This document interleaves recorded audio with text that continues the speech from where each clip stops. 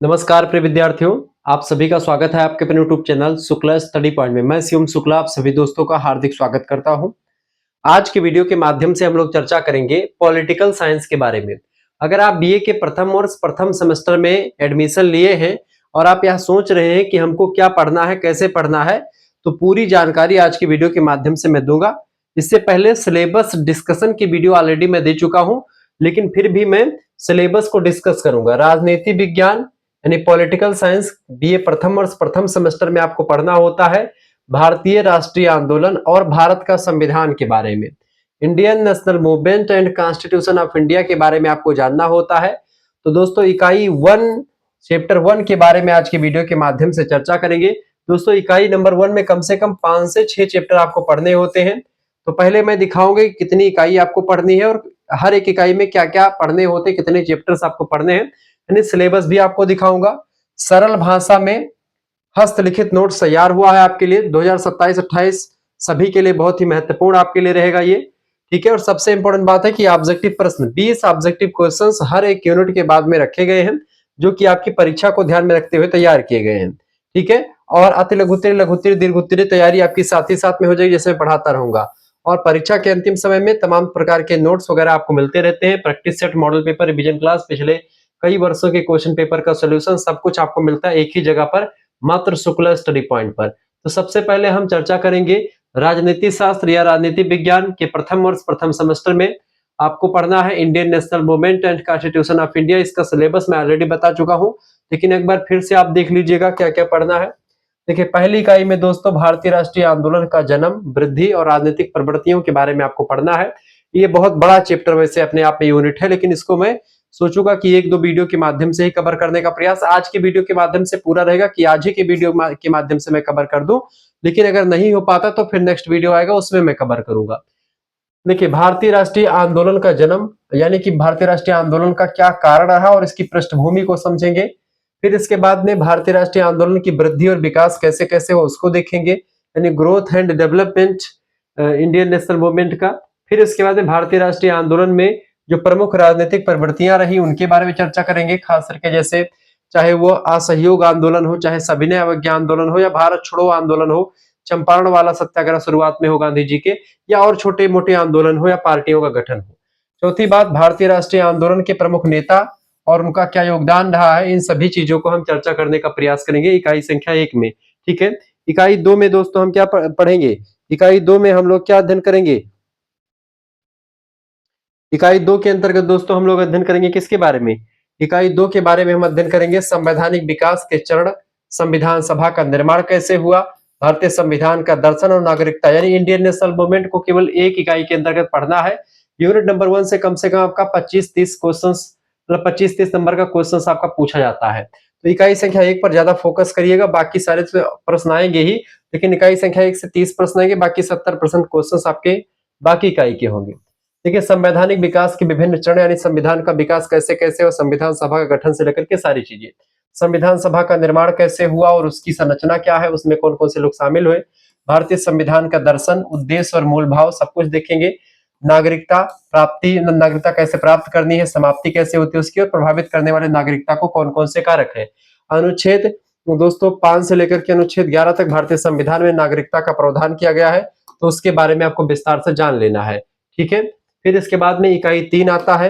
इकाई 3 के अंतर्गत आपको क्या पढ़ना होता है, इकाई 3 में दोस्तों मौलिक अधिकार, मौलिक कर्तव्य, राज्य के नीति निर्देशक तत्व के बारे में, मौलिक अधिकार में जैसे मौलिक अधिकार कितने प्रकार का होता है और उसकी विशेषताएं, मौलिक अधिकार को भारतीय संविधान में अनुच्छेद 12 से लेकर के अनुच्छेद 35 भाग 3 में स्थान मिला हुआ है, जिसको मैग्ना कार्टा भी भारत का कहा जाता है। भाग 4 में आप मौलिक कर्तव्य, नागरिकों के कर्तव्य, अनुच्छेद 51 के का में शामिल किया गया है, भाग 4 का, ठीक है। भाग 4 का में इसमें इसको स्थान दिया गया है। राज्य के नीति निर्देशक सिद्धांत, उद्देश्य और महत्व समझेंगे, अनुच्छेद 36 से लेकर के अनुच्छेद 51 तक, भाग 4 में इसको स्थान दिया गया है आर्टिकल, ठीक है। 36 से लेकर के 51 तक पूरा राज्य के नीति निर्देशक तत्व, DPSP, directive principles of state policies कहा जाता है, सबके बारे में अध्ययन करना है। फिर मौलिक अधिकार, मौलिक कर्तव्य और नीति निर्देशक तत्वों के बीच में समन्वय, तालमेल के बारे में अध्ययन करेंगे। इसके बाद में इकाई नंबर 4 आएगा, जिसमें आप मौलिक अधिकार, नीति निर्देशक तत्व के बीच में संघर्ष चला उसका इतिहास समझेंगे। संशोधन की प्रक्रिया संविधान में 368 में जो बताई गई है, संविधान की मूल संरचना का सिद्धांत सब कुछ देखेंगे। यानी मौलिक अधिकार और नीति निर्देशक तत्वों के बीच में संघर्ष रहा, चाहे कोई भी तमाम प्रकार के विवाद चले हैं, उन सभी के बारे में अध्ययन करेंगे।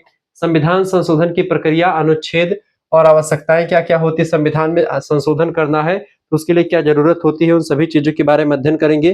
ठीक है, पूरी जानकारी आपको देने का प्रयास करेंगे दोस्तों। घबराने की आपको बिल्कुल जरूरत नहीं पड़ेगी, सब कुछ आपको मिलेगा। संविधान संशोधन के प्रमुख उदाहरण और संविधान की मूल संरचना का सिद्धांत, उत्पत्ति और न्यायिक दृष्टिकोण, सब कुछ देखेंगे। को करिकुलर मास्टर चैनल को आप सब्सक्राइब कर लीजिएगा। शुक्ला स्टडी पॉइंट पर आप वीडियो देख रहे हैं, बीए करिकुलर भी आप ही का चैनल है। इकाई 6 के 5 के अंतर्गत union executive and union legislature के बारे में आपको पढ़ना है। ठीक है, ये बात आप ध्यान रखें कि यूनियन एग्जीक्यूटिव में जैसे राष्ट्रपति, कैबिनेट मंत्री, प्रधानमंत्री के बारे में आपको पढ़ना है। लोकसभा में लोकसभा की संरचना, शक्तियां और कार्य देखना है। राज्यसभा की संरचना, शक्तियां और कार्य। स्पीकर यानी कि लोकसभा का जो अध्यक्ष होता है उसको स्पीकर कहते हैं। उसकी नियुक्ति, पद की शक्तियां और उसका क्या कार्य होता है, सब कुछ यहाँ पर आपको पढ़ना दोस्तों, ये बात आप ध्यान रखेंगे। इसके बाद में आपको अगला जो आएगा, अगला इकाई इसमें क्या पढ़ना है, अगली इकाई दोस्तों, अगली इकाई आपकी है इकाई नंबर 6। उसमें आपको स्टेट एग्जीक्यूटिव एवं लेजिस्लेचर के बारे में पढ़ना, राज्य स्तर पर राज्य की कार्यपालिका, जैसे राज्यपाल, मुख्यमंत्री, उनकी शक्तियां, उनके कार्य, उनके राज्यपाल और मुख्यमंत्रियां क्या के बीच में क्या संबंध है, सब कुछ देखेंगे। विधानसभा किसे कहते हैं, उसकी संरचना, शक्तियां और कार्य। विधान परिषद, एमएलए जो होते हैं विधानसभा के विधायक होते हैं, विधान परिषद में एमएलसी लोग बैठते हैं। इसकी संरचना, शक्तियां और कार्य देखेंगे। ठीक है, यानी केंद्र स्तर पर ऊपर वाला केंद्र के बारे में पूरा चर्चा करेंगे हम लोग इकाई 5 में। इकाई 6 में हम लोग स्टेट एग्जीक्यूटिव और लेजिस्लेचर के बारे में चर्चा करेंगे। फिर इकाई 7 आएगा, इकाई 7 में न्यायपालिका के बारे में अध्ययन करना है। न्यायपालिका की संरचना, शक्तियां और क्षेत्राधिकार के बारे में अध्ययन करेंगे। फिर उसके बाद में सुप्रीम कोर्ट के बारे में, सुप्रीम कोर्ट की संरचना, शक्तियां और क्षेत्राधिकार कितना है, सब कुछ देखेंगे। उच्च न्यायालय, हाई कोर्ट, जिला न्यायालय, अधीनस्थ न्यायालय, सब कुछ अध्ययन करेंगे। न्यायपालिका की स्वतंत्रता और उसका महत्व और संरक्षण, ये सब पढ़ेंगे। न्यायिक पुनराविलोकन है, जुडिशियल रिव्यू जो पावर होती है सुप्रीम कोर्ट के पास, उसकी अवधारणा को समझेंगे। सारी जानकारी आपको बताने का प्रयास रहेगा। फिर इसके बाद में इकाई नंबर 8 देखेंगे, केंद्र और राज्य के बीच में क्या संबंध है उसको देखेंगे। ठीक है, संघीय व्यवस्था की विशेषताओं को देखेंगे। शक्तियां, शक्ति का विभाजन किस तरीके से, तमाम प्रकार की शक्तियां केंद्र के पास, राज्य के पास अलग अलग निहित होती हैं, सब कुछ डिटेल से जानकारी। 3 प्रकार की सूची है, संघ सूची में शामिल विषय पर केंद्र सरकार कानून बनाता है। ठीक है, वहीं पर आप देखेंगे दोस्तों, राज्य सूची में राज्य सरकार कानून बनाती है, और जो समवर्ती सूची में शामिल विषय है उस पर दोनों सरकारें कानून बनाती हैं, राज्य और केंद्र दोनों। ठीक है, ये बात ध्यान रखेंगे। सारी चीजों के बारे में अध्ययन करने का प्रयास रहेगा। फिर इसके बाद में वित्तीय संबंध, जैसे कराधान और वित्त आयोग की भूमिका, सब कुछ विस्तार से आपको बताने का प्रयास करेंगे। ठीक है, तो कहीं पर आपको घबराने की आवश्यकता नहीं है। ठीक है, इसके अलावा अंतरराज्यीय परिषद, क्षेत्रीय परिषदें, इन सभी के बारे में अध्ययन। आपातकालीन प्रावधान और केंद्र राज्य संबंध, संघर्ष के कारण और समाधान, सब कुछ बारीकी के साथ इसमें अध्ययन करने वाले हैं दोस्तों, ये बात आप ध्यान रखेंगे। अब इकाई संख्या 1 के बारे में अध्ययन करेंगे, जो आपके समक्ष यहाँ पर दिखाई पड़ रहा है। तो ऐसे ही नोट्स आपके लिए तैयार किया गया, बहुत ही जबरदस्त नोट्स आपके लिए तैयार किया गया, ये सारे नोट्स आपको मिलेंगे। ठीक है, ऐसे पूरा नोट्स आपको मिल जाएगा। ये इकाई नंबर 1 का नोट्स है दोस्तों, जो आपके समक्ष यहाँ पर बोर्ड पर दिखाई पड़ रहा है। ऐसे तमाम प्रकार के नोट्स आपको मिलेंगे। सभी यूनिट के नोट्स तैयार किए जा रहे हैं, सारे यूनिट के नोट्स मिलेंगे। तो ये पॉलिटिकल साइंस का नोट्स है। कुछ विश्वविद्यालय के जैसे जो है राम मनोहर लोहिया का सिलेबस तो सेम है, जैसे कुछ विश्वविद्यालय जैसे डीडीयू हो गए, सिद्धार्थ हो गए, वो पॉलिटिकल थियरी एंड कॉन्सेप्ट अपने सिलेबस में शामिल किए हुए हैं, तो उसके लिए अलग से सिलेबस में दूंगा और ऑब्जेक्टिव क्वेश्चंस आपके लिए। तो यानी सेकंड सेमेस्टर में मैंने पढ़ाया हुआ है पॉलिटिकल थियरी एंड कॉन्सेप्ट, तो उसका मेरे पास नोट्स अवेलेबल है, तो वो नोट्स मैं दे दूंगा, वो आपके लिए फर्स्ट सेमेस्टर के लिए इंपॉर्टेंट होगा, ये बात ध्यान रखेंगे। अब यहाँ पर समझे आपको कैसे इन सभी यूनिट का आपको नोट्स मिल जाएगा। 9984 039 139 पर आपको एसएमएस कर देना है। अगर आपको हमारे व्हाट्सएप ग्रुप से जुड़ना है तो आप तुरंत एसएमएस करें, किस नंबर पर, 9984 039 पर आपको व्हाट्सएप पर एसएमएस कर देना है। क्या एसएमएस करना है, आपको अपना नाम एसएमएस कर देना दोस्तों, अपने यूनिवर्सिटी का नाम एसएमएस कर देना है, अपने सब्जेक्ट का नाम एसएमएस कर देना है, आप किस सेमेस्टर में अपने सेमेस्टर का नाम लिख करके भेज देना है। ठीक है, फर्स्ट सेमेस्टर, तो फर्स्ट सेमेस्टर जैसे ही तरह लिख करके भेजेंगे, आपके पास एक क्यूआर कोड स्कैनर भेजा जाएगा, उसी पर आपको मात्र और मात्र 100 रुपए फीस जमा कर देने हैं। इसी 100 रुपए फीस में पूरा फर्स्ट सेमेस्टर का आपको नोट्स मिलेगा। केवल और केवल इंडियन मतलब इसका पॉलिटिकल साइंस का नहीं, पॉलिटिकल साइंस के अलावा आपको यहाँ पर हिस्ट्री, ज्योग्राफी, हिंदी, संस्कृत, ठीक है, शिक्षा शास्त्र, समाज शास्त्र, ठीक है, अर्थशास्त्र, ठीक है, मनोविज्ञान, मिलिट्री साइंस, सभी सब्जेक्ट का नोट्स अब की बार तैयार किया जा रहा है। फिजिकल एजुकेशन का भी आपको मिलेगा। ये सब चीजें आपको नोट्स मिलते रहेंगे। यहाँ पर आपको करना कुछ नहीं दोस्तों, बस आपको जो है 100 रुपए फीस जमा कर देना है। जैसे आप फीस जमा करेंगे, ये फीस आप खुद भी जमा कर सकते हैं। आपके घर में अगर कोई ऑनलाइन माध्यम यूज करता है तो वो भी फीस जमा कर सकता है। ठीक है, जैसे फीस जमा होगी आपको व्हाट्सएप ग्रुप से जोड़ा जाएगा। वहीं पर जब भी क्लास होगी तो उसकी लाइव क्लास की लिंक प्लस में जो पुरानी वीडियोस हैं उन सभी की प्लेलिस्ट की लिंक, ये सब आपको मिल जाएगी। आप इनको देखने का काम हो जाएगा। ठीक है, सबसे मजेदार बात, सबसे इंपॉर्टेंट बात यह है कि 100 रुपए वाले में जो आपको पीडीएफ मिलेगा सबसे उच्च क्वालिटी का पीडीएफ रहेगा। और वो पीडीएफ जो होगा वो हस्तलिखित आपके लिए रहेगा। जैसे आपको मैंने दिखाया, ऑब्जेक्टिव क्वेश्चंस, लिखित प्रश्न सब रहेंगे। पिछले साल के क्वेश्चंस पेपर को देख करके नोट्स तैयार किया जा रहा है। पिछले 5 सालों के पेपर को देख करके एनालिसिस किया गया, विभिन्न विश्वविद्यालय के पैटर्न को समझा करके सब कुछ बताया जाएगा। पिछले साल के क्वेश्चन पेपर भी आप यहाँ पर आपको मिलेंगे और सभी सब्जेक्ट का नोट्स मिलेगा। यहाँ पर यूनिट नंबर 1 से लेकर यूनिट नंबर 8 तक के सभी यूनिट के नोट्स मिलेंगे। आपको किताब या सीरीज खरीदने की कोई आवश्यकता नहीं पड़ेगी। सारी जानकारी इकट्ठा आप प्राप्त करेंगे। पिछले 7-8 सालों का जो मेरा अनुभव है उसको आप प्राप्त कर पाएंगे और बहुत ही बारीकी के साथ चीजें क्लियर होती रहती हैं। तो ये सब चीजें आपके लिए रहेंगी। ठीक है,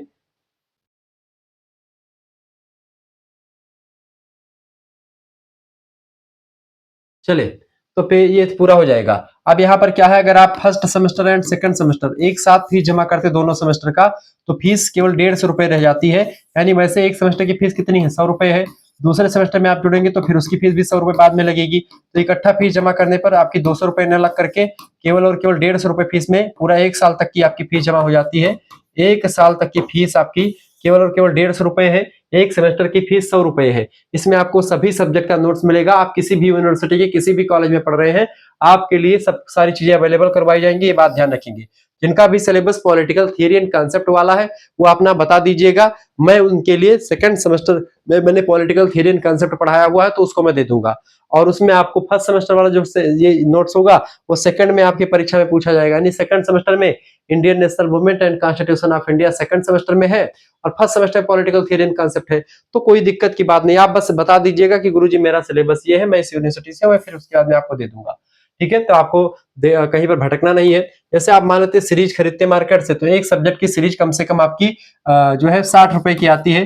5 विषय की आपको सीरीज लेनी पड़ेगी, मेजर माइनर को करिकुलर। ठीक है, तो 5 विषय की सीरीज कितने की, जो 56 300 रुपए की आपकी सीरीज लेते हैं। तो 300 रुपए की सीरीज लेने की आपको आवश्यकता नहीं है। मात्र 100 रुपए फीस में आपको फर्स्ट सेमेस्टर का मिल जाएगा। अगर 2 सेमेस्टर की सीरीज का दाम जोड़े तो 600 रुपए आपका खर्च होता है। ये 600 रुपए आपको नहीं खर्च करना, केवल 150 रुपए में आपको 2 सेमेस्टर का मिल जाएगा, फर्स्ट सेमेस्टर और सेकंड सेमेस्टर के सभी सब्जेक्ट का नोट्स। ठीक है, तो आप बहुत ही बारीकी के साथ चीजों को समझ पा रहे हैं और मैं बहुत ही बारीकी के साथ आपको चीज समझाने का प्रयास भी कर रहा हूँ। ठीक है, अब वीडियो को लाइक कर दीजिएगा, चैनल पर नए हैं तो चैनल को सब्सक्राइब भी कर दीजिएगा। क्लियर, आगे बढ़ते हैं और चीजों को जानने का प्रयास करते हैं।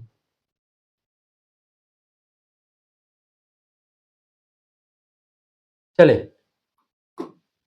अब आइए हम आपको पढ़ाने का प्रयास करते हैं कि यूनिट नंबर 1 से लेकर के आप क्या क्या चीजें पढ़ेंगे। यूनिट नंबर 1 में पूरी जानकारी आपको देते हैं विस्तार से, कि प्रश्नों को आपको बताने का प्रयास करते हैं। हर एक चीज को समझाते हुए आगे बढ़ेंगे।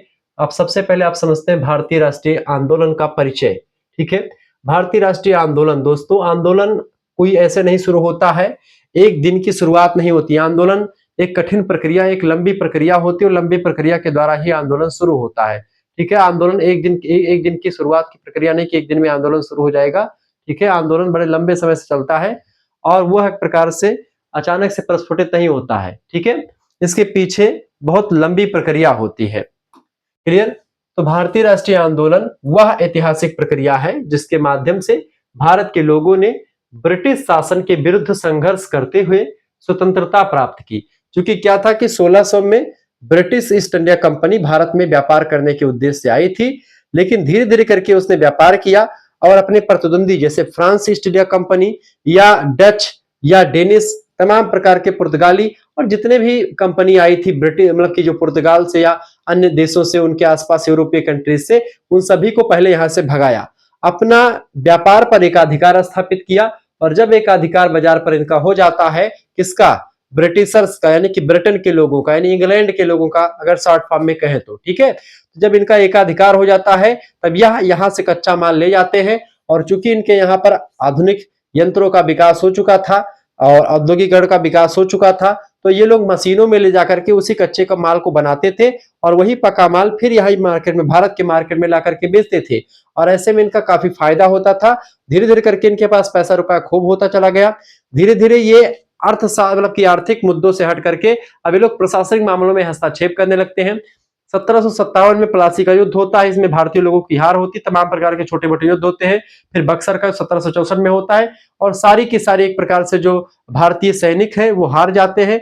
ब्रिटिशर्स लोग जो है फूट डालो राज करो की नीति अपना करके एक राजा को मिलाते हैं, दूसरे को पराजित करवाते हैं, और इस तरीके से लोग प्रशासनिक मामलों में हस्तक्षेप करते हैं और हमको गुलाम बना लेते हैं। फाइनली 1857 की जब क्रांति होती है तब जाकर के जो कुछ ना कुछ मात्रा में इनको सबक मिलता है, ठीक है, ये बात आप ध्यान रखेंगे।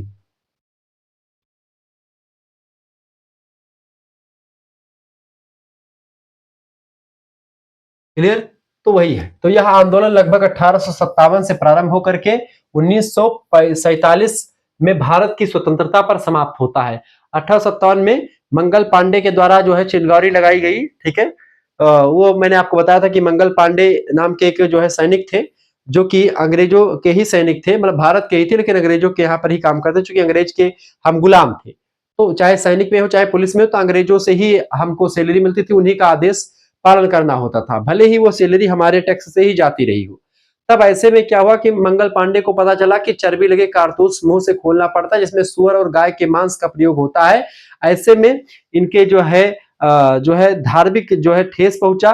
किसी ब्राह्मण से आप गऊ के बारे में ऐसे मांस की बात ऐसे कर देंगे तो फिर दिक्कत हो जाएगी। तो इसीलिए फिर वहां पर क्या किया गया, वहां पर दोस्तों ऐसे हुआ कि वहां पर विद्रोह किया उन्होंने और गोली मार दी जिन्होंने ऐसा करवाया था, और वहीं से 1857 की क्रांति शुरू होती है। अलग अलग लोगों ने अलग अलग जगहों से हमारा भाग लिया और वहां से शुरू होकर के 1947 लगभग में 200 वर्षों के संघर्ष के बाद में हमारा देश आजाद होता है। तो हमारे देश को आजाद होने तक 200 वर्षों में जो आंदोलन चले उसी को राष्ट्रीय आंदोलन कहते हैं। स्वतंत्रता प्राप्त करवाने के लिए आंदोलन चलाए गए थे। इस आंदोलन में दोस्तों देश के सभी वर्गों ने भाग लिया था, जैसे चाहे किसान वर्ग रहा हो, मजदूर वर्ग हो, महिलाएं हो, विद्यार्थी हो, व्यापारी हो, बुद्धिजीवी हो, और विभिन्न समुदायों ने भाग लिया था। हिंदू मुसलमान सभी लोगों ने यहाँ पर भाग लिया था, ये बात आप ध्यान रखेंगे, ठीक है। आगे बढ़ते हुए चीजों को जानने का प्रयास करते हैं।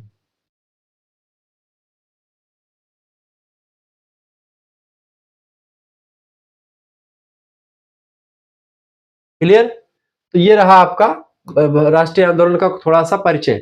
अब राष्ट्रीय आंदोलन के अर्थ की अगर बात की तो लिखेंगे किसी भी देश के लोगों के द्वारा अपने अधिकारों की मांग करना, अपनी स्वतंत्रता की मांग करना और स्वाभिमान की रक्षा के लिए संगठित रूप से किया गया संघर्ष जो होता है वह एक प्रकार से राष्ट्रीय आंदोलन कहलाता है। भारत में यह आंदोलन विदेशी शासन यानी ब्रिटिश साम्राज्यवाद से मुक्ति प्राप्त करने के लिए चलाया गया था, ठीक है, ये बात आप ध्यान रखेंगे। तो ये आंदोलन का राष्ट्रीय अर्थ है।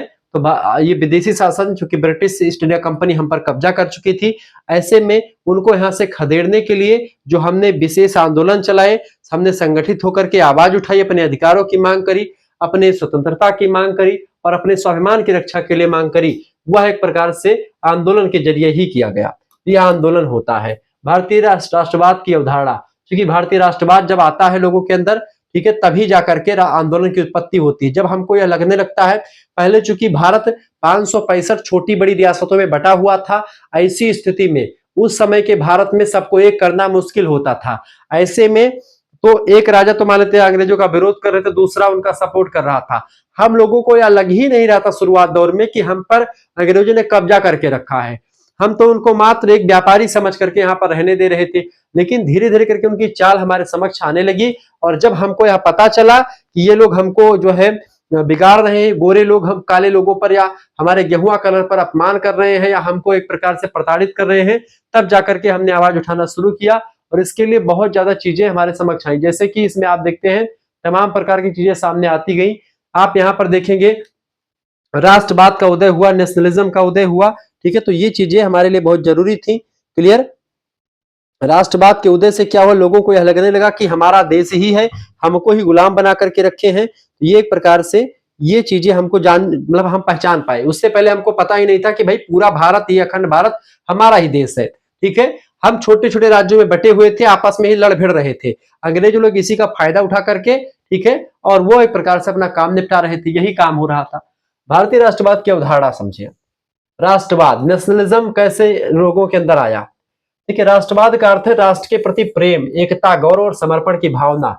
इसको आने के लिए लंबा समय लगा, ठीक है। भारत में विभिन्न भाषाएं, धर्म, जातियां, प्रांत और संस्कृतियां होने के बावजूद भारत माता की एकता की भावना ने लोगों को एक सूत्र में बांध दिया। और जब लोगों को पता चला कि ये पूरा भारत हमारा ही है और हम पर ही शासन अंग्रेज करके हमसे ही नर्रा रहे हैं, हमसे ही टाइट आवाज में बात कर रहे हैं, इनको भगाना यहाँ पर जरूरी हो गया। यहाँ पर हमारे यहाँ पर वसुधैव कुटुंबकम की बात को आगे बढ़ाया गया। जननी जन्मभूमि से च स्वर्गादपि गरियसी की बात करी गई, यानी कि जननी और जन्मभूमि स्वर्ग से बढ़ करके है। तो ऐसे में हमारी जननी पर कोई दूसरा जो है पांव पसार करके बैठा है, तो यहां से उसको भगाने के लिए काम किया जाए। तो इन आदर्शों ने भारतीय राष्ट्रवाद को मजबूत आधार प्रदान किया और लोगों के मन में अपने देश के प्रति प्रेम और उसके बाद में एकता और गौरव समर्पण की बात उनके अंदर आने लगी। आंदोलन की पृष्ठभूमि की अगर बात की जाए दोस्तों, तो 18वीं शताब्दी के अंत तक ईस्ट इंडिया कंपनी ने भारत में अपना शासन स्थापित कर लिया था। ब्रिटिश शासन ने भारतीयों का शोषण किया। राजनीतिक, आर्थिक, सामाजिक और सांस्कृतिक क्षेत्रों में हर तरफ से शोषण भारतीयों का होता गया। जब तमाम प्रकार के शोषण का सामना भारतीय लोग कर रहे थे, ऐसे में अब इनको लगने लगा कि भाई हमारा शोषण हो रहा है, हमको एक होकर के ही लड़ना पड़ेगा। इससे भारतीयों में असंतोष बढ़ा अंग्रेजों के प्रति और स्वतंत्रता की भावना उनके अंदर जागनी शुरू हो जाती है। यही कारण है कि भारतीय राष्ट्रीय आंदोलन की पृष्ठभूमि यहीं से तैयार होती शुरू हो जाती है, ठीक है।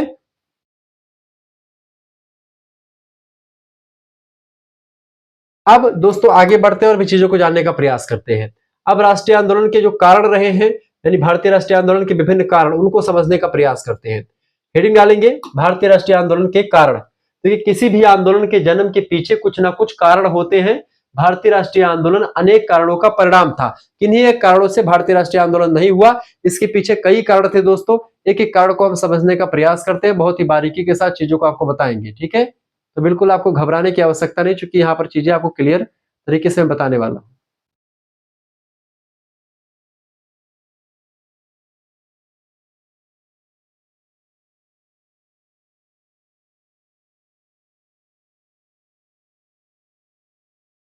क्लियर? तो सबसे पहला आता है राजनीतिक कारण, यानी कि राजनीतिक कारणों से लोगों के अंदर जो है राष्ट्रीय भावना उदय होती है। और क्यों ऐसा लगा लोगों को कि ये एक प्रकार से हमको आंदोलन करना चाहिए। राजनीतिक कारण, राष्ट्रीय आंदोलन के कई कारण थे। पहला कारण है राजनीतिक कारण, पॉलिटिकल रीजन। पहला है अंग्रेजों की दमनात्मक और निरंकुश नीतियां लोगों को खटक रही थी। चूंकि अंग्रेज लोग भारतीयों को दमन कर रहे थे, उनका शोषण कर रहे थे और ऐसी से निरंकुश नीतियां लगा रहे थे जिस पर कोई अंकुश नहीं था। यानी है स्वतंत्र न सिर पे कोई, भाव ही मन ही करे जो सोई, ऐसे सिद्धांत आगे बढ़ रहे थे। यानी कि अंग्रेज लोगों को रोकने वाला कोई नहीं था। भारतीय जनता पर अत्याचार पे अत्याचार किए जा रहे थे। ऐसे में हमको लगने लगा कि हमारा शोषण हो रहा है। दूसरी बात, भारतीयों को शासन में भाग नहीं देते थे। यानी उच्च पदों पर, उच्च मतलब अधिकारी रैंक पर भारतीय सैनिक नहीं जा सकते हैं। साफ मना किया गया था कि भारत के लोग जो है वो ऊंचे पदों पर नहीं जा सकते हैं। शासन सत्ता में भी भारतीयों को भाग लेने से मना कर दिया गया था। यह भी एक कारण रहा भारतीय आंदोलन, राष्ट्रीय आंदोलन उदय का। तीसरा रहा विधायी परिषदों में भारतीयों की अल्प प्रतिनिधित्व, यानी कि कानून बनाने की जो परिषद होती थी उनमें भारत के जो लोग होते थे बहुत कम रखे गए, यानी प्रतिनिधित्व भारत का कम था। भारत के कई सारी रियासतें थी, लेकिन उन रियासतों से बहुत कम ही लोगों को मौका मिलता था कि वो कानून निर्मात्री सभा में बैठते थे। यानी कि कानून बनाने वाली जो संस्था थी, परिषद थी, उसमें बहुत कम ही लोग भारत के लोग हुआ करते थे। यह भी एक कारण रहा। अगली बात है प्रेस पर नियंत्रण, यानी कि प्रेस को भी कंट्रोल कर दिया था किसने? सरकार ने, ठीक है। यानी प्रेस भी अंग्रेजों के अंडर में हो चुकी थी। अभिव्यक्ति की स्वतंत्रता भी छीन ली गई थी। यानी अभिव्यक्ति, यानी आप बोल भी नहीं सकते थे बहुत सारी बातें। जैसे सरकार के खिलाफ जिस तरीके से हम नारेबाजी कर सकते हैं आज, पहले ऐसा नहीं कर सकते थे जब अंग्रेज लोग थे, ठीक है। और ऐसे ही भारतीय सिविल सेवा की परीक्षा इंग्लैंड में होती थी। इंग्लैंड में जाकर के आप भारतीय सिविल सेवा की परीक्षा देते थे, जो बाद में आपने देखा होगा कि जो है जो परीक्षा कई सारे भारतीयों ने निकाली थी। इससे नेताजी सुभाष चंद्र बोस जी ने आईसीएस की परीक्षा होती थी, उसको निकाला था फर्स्ट, मतलब कि कुछ रैंक से, ठीक है, आईसीएस। तो ये होता था उस समय भारतीय सिविल सेवा, तो ये इंग्लैंड में होती थी। तो इन सभी ये राजनीतिक कारण रहे जिससे एक प्रकार से आंदोलन की पृष्ठभूमि तैयार हुई। दूसरा कारण रहा भारतीय राष्ट्रीय आंदोलन का दोस्तों उदय होने का आर्थिक कारण। आर्थिक कारण की अगर बात की जाए तो उसमें ब्रिटिश शासन की शोषणकारी नीतियां, ब्रिटिशर्स लोग क्या करते थे, जो ऐसी नीतियां बनाते थे जिससे हमारा शोषण होता था। तो पहली बात तो ये कि ब्रिटिश शासन की शोषणकारी नीतियां जो होती थी उससे एक प्रकार से यह मतलब कि ये आंदोलन आगे बढ़ना शुरू हो चुका। करों का अत्यधिक बोझ, चूंकि जनता पर लगान, नमक कर, उत्पाद करें, कोई चीज आप उत्पादन करें उस पर आप टैक्स दीजिए, नमक बना रहे उस पर कर दीजिए, आप खेत आपके पास है तो आप लगान दीजिए, ऐसे तमाम प्रकार के टैक्स से जनता को दबा दिया गया था। जनता एकदम से जो कमाती नहीं थी उससे अधिक तो उसको टैक्स देना पड़ता था। तो ये भी कहीं ना कहीं पे एक आर्थिक कारण रहा जिससे राष्ट्रीय आंदोलन को एक प्रकार से बढ़ावा मिला। इसके साथ साथ भारतीय उद्योगों का नाश कर दिया था, क्योंकि भारत के लोग छोटे मोटे कुटीर उद्योग, लघु उद्योग थे, उन उद्योगों को नष्ट कर दिया गया। और जो बड़े उद्योग थे दोस्तों, मशीनें बड़ी बड़ी लगा दी गई, और ऐसे में वो लोग अपना व्यापार, अंग्रेजों का व्यापार बढ़ रहा था, भारतीयों का व्यापार खत्म हो रहा था। ये भी एक कारण रहा। विदेशी वस्तुओं का आयात, विदेशी वस्तुओं को खरीद रहे थे, हमारी वस्तुओं को खरीदा ही नहीं जा रहा था। ये भी एक कारण रहा, आर्थिक कारण। ठीक है, अगला कारण की अगर बात की जाए दोस्तों, ठीक है, अगले कारण की अगर बात की जाए तो अगला कारण है आपका धन का अफवाह। अफवाह यानी कि ड्रेन ऑफ वेल्थ, जिसको दादा भाई नौरोजी ने सिद्धांत दिया कि किस तरीके से भारत का धन विदेशों को भेजा जा रहा है, यानी भारतीय धन का उपयोग करके ही विदेशों को हमारे यहाँ का धन ले जाकर के भारत का ही धन इंग्लैंड में जाता है और इंग्लैंड के लोग अमीर हो रहे हैं, हमारा ही धन है। यानी ड्रेन ऑफ वेल्थ, किस तरीके से धन निष्कासन का सिद्धांत उन्होंने दिया, और इस सिद्धांत से लोगों को लगने लगा कि हमारा जो है कहीं ना कहीं पे हमारी तो कट रही। तो उस कहने का मतलब अब लोगों को लगने लगा, पहले लोग कहते तो विश्वास ही नहीं करते थे, लेकिन अब विश्वास होने लगा। तो यह भी एक कारण रहा। इसके अलावा बार बार पड़ने वाले अकाल और गरीबी, तो अकाल और गरीबी से भी कहीं ना कहीं पे, चूंकि क्या होता था कि इंग्लैंड की सरकार पर बोझ पड़ने लगा और इंग्लैंड की सरकार जो है कहीं ना कहीं पे उनके खिलाफ लोग होने लगे। तो ये दूसरा कारण बना, आर्थिक कारण। इसके अलावा अगला कारण है दोस्तों सामाजिक और धार्मिक कारण, जिससे राष्ट्रीय आंदोलन को एक प्रकार से चिंगारी मिली या उसको आगे चाची चीजें मिली। ठीक है, आगे बढ़ते हुए चीजों को जानने का प्रयास करते हैं। वीडियो को लाइक और शेयर करते रहिएगा। ठीक है, अगला कारण रहा दोस्तों सामाजिक और धार्मिक कारण। ठीक है, सामाजिक और धार्मिक कारण की अगर बात की तो लिखेंगे जैसे सती प्रथा। 1829 ईस्वी में एक्चुअली में क्या हुआ, लॉर्ड विलियम बेंटिक और राजा राम मोहन राय की एक संस्था थी, उसका नाम था ब्रह्म समाज, जिसकी स्थापना 1828 में हो चुकी थी। तो इन दोनों के सफल प्रयासों से सती प्रथा, जो हिंदुओं की एक प्रथा थी, उसको खत्म किया गया। हालांकि प्राचीन जमाने में ऐसा था नहीं, इसमें होता यह था कि इसे अगर किसी महिला का पति खत्म हो जाता था तो महिला भी उन्हीं के साथ अग्नि में अपना दाह कर लेती थी, यानी अग्नि में उन्हीं के साथ जल जाती थी, ऐसा प्रावधान बताया जाता है। तो उसको खत्म करने का प्रयास किया गया। बाल विवाह पर रोक लगाई गई। जाति भेद जैसी कुरीतियों के विरुद्ध सुधार आंदोलन का प्रभाव पड़ा। तो सुधार आंदोलन भी इस समय चल रहे थे, तो इसका भी प्रभाव लोगों पर पड़ा। जब ऐसी कुरीतियों को खत्म किया गया तो कहीं ना कहीं पे लोग एकजुट होने लगे। ठीक है, कुछ लोगों ने तो इसका विरोध भी किया, इस सती प्रथा खत्म करने का, लेकिन बहुत सारे लोगों ने सपोर्ट भी किया। राजा राम मोहन राय, स्वामी दयानंद सरस्वती, ईश्वर चंद विद्यासागर, स्वामी विवेकानंद जी, इन सभी के विचारों ने जागृति फैलाई, जनता जागृत हुई इनके विचारों से। धर्म और संस्कृति पर अंग्रेजों की आलोचनात्मक दृष्टि ने भी प्रतिरोध की भावना जगाई। इसके अलावा पश्चिमी शिक्षा ने आधुनिक विचारों को जन्म दिया। मानवाधिकारों के बारे में लोग जानने लगे, विश्व के जो है चीजों के बारे में जानकारी मिलनी शुरू हुई, समानता की भावना लोगों के अंदर आने लगी। तमाम प्रकार के जो है विदेशों में जो आंदोलन हो रहे थे उनका प्रभाव भी भारतीय लोगों पर पड़ता रहा। तो ऐसे में विदेशों का टीवी, समाचार पत्र, रेडियो के माध्यम से हम जानने लगे कि ऐसे आंदोलन किया जा सकता है। तो हम भी जो है आंदोलन के लिए अग्रसर हुए, अपनी मांग को आगे करने लगे। फिर इसके बाद में अगला जो कारण है दोस्तों है अंग्रेजी शिक्षा का प्रभाव। क्योंकि अंग्रेजी शिक्षा ने भारतीयों में आधुनिकता का जो है आधुनिकता भारतीयों में लाई। अंग्रेजी पढ़ने के बाद में लोग बहुत विदेशों की चीजों को पढ़ने लगे, विदेशों में कैसे कैसे शासन सत्ता चलती है उसके बारे में जानने लगे। ठीक है, तर्कशीलता यानी सोचने समझने की बुद्धि और ज्यादा बढ़ती गई।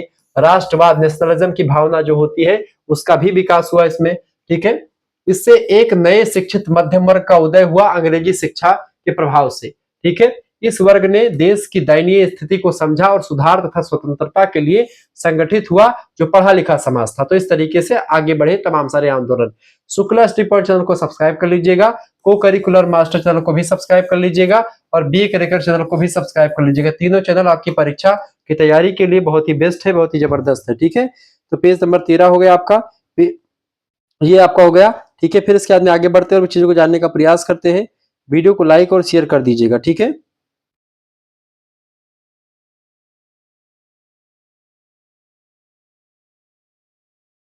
चलिए आगे बढ़ते हैं और चीजों को जानने का प्रयास करते हैं। तो फिर उसके बाद में क्या हुआ दोस्तों, अब जब सारी चीजें सब ये सब कारण रहे, अब हुआ क्या कि भारतीय राष्ट्रीय कांग्रेस की स्थापना होती है। 1857 का क्रांति हो जाती है और क्रांति के बाद में तो वो एक प्रकार से युद्ध में आया था, वो इतिहास का पार्ट है दोस्तों, उसमें आप आंदोलन नहीं कर सकते। और ये राजनीति का पार्ट, चूंकि हम लोग पॉलिटिकल साइंस पढ़ रहे हैं इसलिए हम पॉलिटिकल पॉइंट ऑफ व्यू से समझेंगे। अब सबसे महत्वपूर्ण जो प्रश्न आपकी परीक्षा में पूछा जाता है, भारतीय राष्ट्रीय कांग्रेस की स्थापना कब हुई और इसके ये क्यों स्थापना हुई, इसके बारे में। देखिए दोस्तों, इसकी स्थापना 1885 में हुई थी भारतीय राष्ट्रीय कांग्रेस की।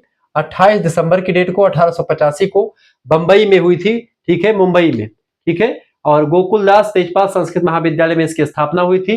राष्ट्रीय आंदोलन की पहली सर्वभारतीय राजनीतिक संस्था बनी। अभी तक जो है लोग अपनी बातों को क्या कहते थे, अपनी बातों तक अंग्रेजों को पहुंचाने के लिए कोई संस्था नहीं थी। जैसे अगर आप किसी संस्था के माध्यम से अपनी बात को कहेंगे तो ज्यादा अच्छे तरीके से लोग उसको सुनेंगे। अगर आप ऐसे ही नॉर्मली कोई बात कहेंगे तो उसको लोग नहीं सुनेंगे। तो ऐसे में एक संस्था की जरूरत भारतीयों को थी, जो संस्था दिलवाई अलेक्जेंडर ऑक्टोवियन ह्यूम नाम के एक ब्रिटिश मतलब कि एक आयरलैंड के व्यक्ति था, वो उसी ने दिलवाई थी। ए ओ ह्यूम इसका पूरा मतलब कि शॉर्ट नाम है, अलेक्जेंडर ऑक्टोवियन ह्यूम पूरा नाम है। एलन ऑक्टोवियन ह्यूम एक सेवानिवृत्त ब्रिटिश सिविल सेवक था, ये भारतीयों के शुभचिंतक थे ये, और भारत में फैली असंतोष की भावना को ये समझ चुके थे। उन्होंने शिक्षित भारतीयों के लिए एक ऐसा मंच बनाने की आवश्यकता महसूस की जहां वे अपनी समस्याएं शांतिपूर्ण ढंग से अपनी समस्याओं को सरकार तक रख पाए। इसके लिए एक मंच की जरूरत बताई। इन्होंने कहा लोगों से, भारतीय लोगों से, कि आपको एक मंच की जरूरत है। जैसे अमेरिका में एक मंच है और विभिन्न देशों में ऐसा एक मंच है, तो ऐसे में हमारे पास भी एक मंच होना चाहिए, ठीक है। तो इसलिए इन्होंने चीजों को बताया, तो यहाँ पर चीजें क्लियर हुई और आगे चीजें क्लियर होती रही। ओके,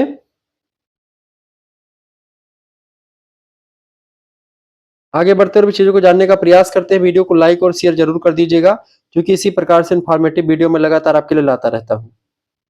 अब समझने का प्रयास करें। हुआ कुछ ऐसा, अलेक्जेंडर ऑक्टोवियन ह्यूम ने भारतीय नेताओं में खास करके Dadabhai Naoroji, grand old man of India के नाम से मशहूर है, Surendranath Banerjee ji, W C Banerjee जो कि इसके पहले अध्यक्ष चुने जाएंगे इसके इंडियन नेशनल कांग्रेस के, भारतीय राष्ट्रीय कांग्रेस के, इन सभी के सहयोग से कांग्रेस की स्थापना में महत्वपूर्ण भूमिका निभाई। किसने? अलेक्जेंडर ऑक्टोवियन ह्यूम ने। इन्हें भारतीय राष्ट्रीय कांग्रेस का जनक यानी father of Indian national Congress का जनक कहा जाता है। किसको? अलेक्जेंडर ऑक्टोवियन ह्यूम को। इसके पहले अध्यक्ष थे डब्ल्यू सी बनर्जी, व्योमेश चंद्र बनर्जी साहब। दूसरे अध्यक्ष दादा भाई नौरोजी बने। हर साल पर एक अधिवेशन होता था इसका, ठीक है। प्रत्येक अधिवेशन में हर एक साल की जो अंग्रेजों की नीतियां होती थी, उनकी जो है उनके बारे में या कुछ कमियां होती थी या हमारी जो मांगे होती थी, उसको सरकार तक पहुंचाने का काम किया जाता था।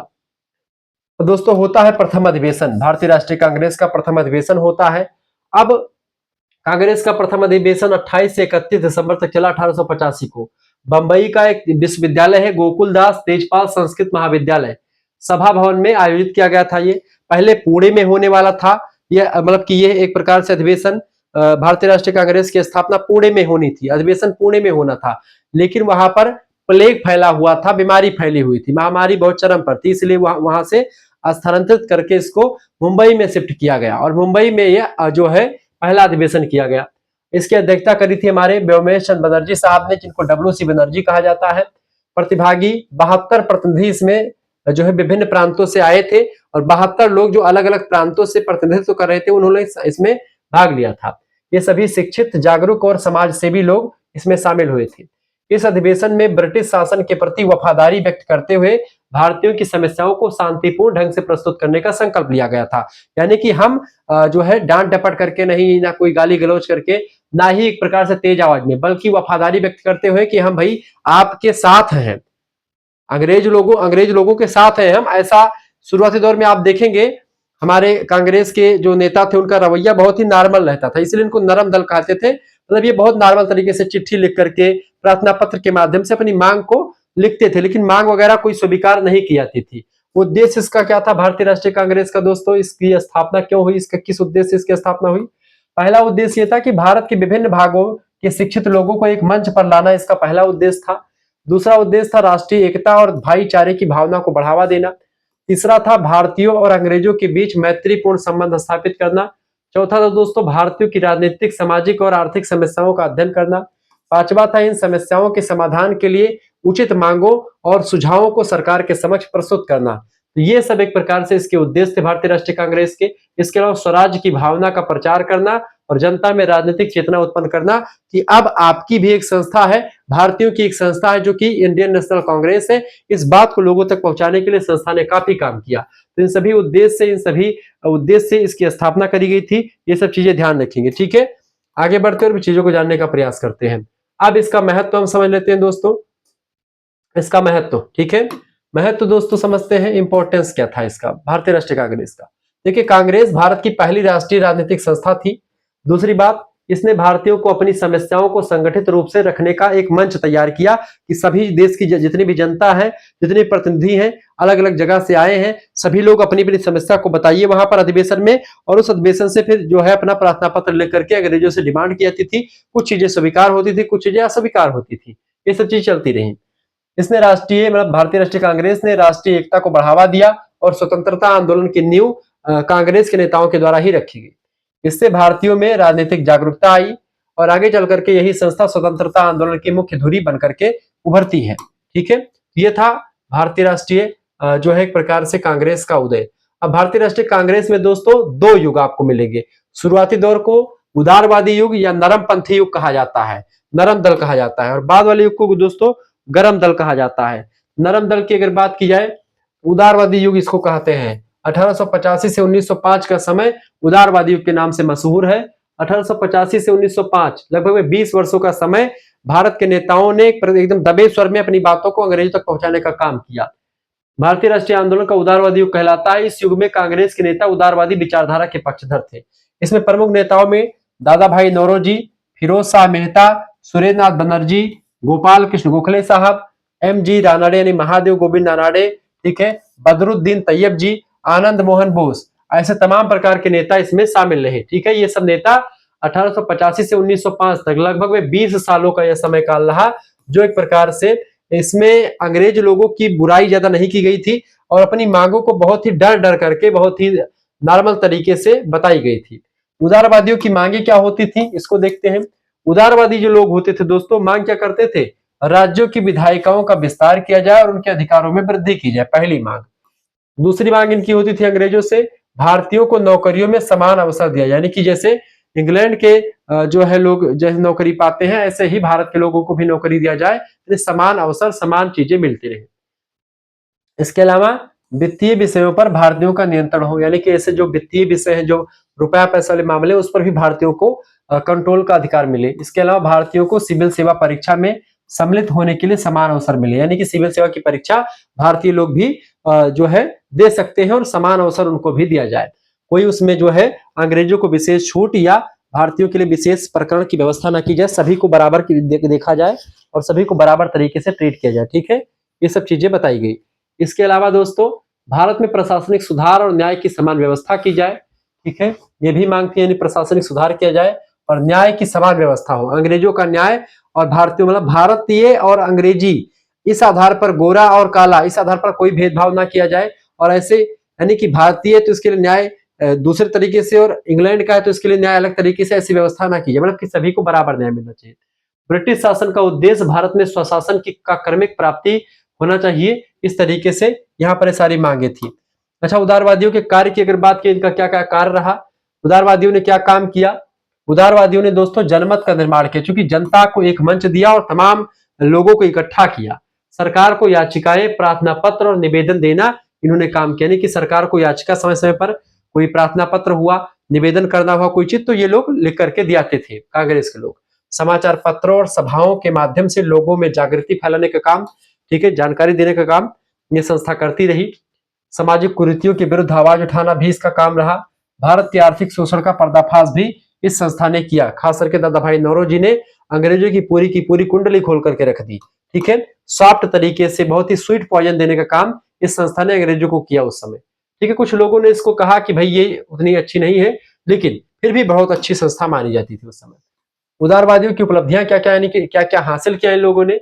दोस्तों, राष्ट्रीय आंदोलन की नींव रखी इन लोगों ने। सबसे पहली बात तो यही, कांग्रेस को एक सर्वभारतीय संगठन का रूप दिया गया। जनता में राजनीतिक चेतना का विकास इस संस्था के द्वारा हुआ। साथ ही साथ में भारत की समस्याओं को ब्रिटिश संसद और जनता के सामने रखने का काम किया इस संस्था ने।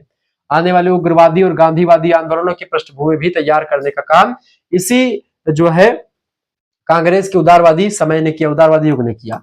अब दोस्तों, इस पर आरोप क्या लगता है? इस पर बहुत सारे आरोप भी लगते हैं। किस पर? उदारवादियों की जो है, इस पर उदारवादियों की सीमाओं की अगर बात की जाए तो आरोप या सीमाएं इस तरीके से अभिजनवादी यानी इलाइट, यानी इनका नेतृत्व शिक्षित, संपन्न और शहरों तक ही सीमित था, गांव के लोग इसमें शामिल नहीं थे, ऐसा कहा जाता है। दूसरी बात है याचिकाकारी नीति थी, यानी कि डर डर करके हमने कोई बहुत बड़ा कदम नहीं उठाया, अंग्रेजों को यहां से भगाने का कोई बड़ा कदम नहीं उठाया। यानी ये केवल जो उदारवादी युग के नेता थे वो लोग केवल याचिकाएं लिखते थे, प्रार्थना पत्र लिखते थे और निवेदन करके ही अपनी बातों को रखते थे। जनसाधारण से दूर थे ये, यानी इनका आंदोलन जनता के व्यापक वर्ग तक नहीं पहुंच पाया था। यानी कि ये बस केवल शिक्षित समाज, पढ़े लिखे और संपन्न लोगों का ही आंदोलन बन करके रह गया। धीमी गति और नरम नीति, यानी इनकी नीतियां बहुत ही नरम थी और बहुत ही धीमी थी, तो इनका प्रभाव अंग्रेजों तक पहुंचता नहीं था, या पहुंचता भी था तो एक कोने में पड़े रहते थे। इनकी जो भी चिट्ठी, प्रार्थना पत्र वगैरह लिख करके देते थे, उन पर अमल नहीं करते थे अंग्रेज अधिकारी लोग। ब्रिटिश शासन के प्रति अत्यधिक विश्वास था इनका, यानी ये मानते थे लोग, ब्रिटिश मतलब की इंडियन नेशनल कांग्रेस के लोग, जो उदारवादी नेता थे, वो लोग मानते थे कि ब्रिटिश सरकार न्यायप्रिय है और वह सुधार जरूर करेगी। लेकिन ब्रिटिश सरकार न्यायप्रिय होती तो यहाँ पर कब्जा करके नहीं बैठती। ठीक है। अब दोस्तों, जब उदारवादी युग समाप्त होता है, अब लोगों को लगने लगा, उन्हीं कांग्रेस के नेताओं में कुछ नेता उभर करके सामने आए, जैसे कि लाल बाल पाल, लाला लाजपत राय, बिपिन चंद्र पाल और बाल गंगाधर तिलक जैसे नेता जब सामने आते हैं, फिर उसके बाद में होता है कुछ ऐसा कि दोस्तों, अब उदारवादी युग का समापन होता है और नए युग की शुरुआत होती है। ऐसे में आप देखते हैं लाल बाल पाल के नाम से मशहूर ये तीन नेताओं ने काफी हद तक जो है काम किया, जैसे कि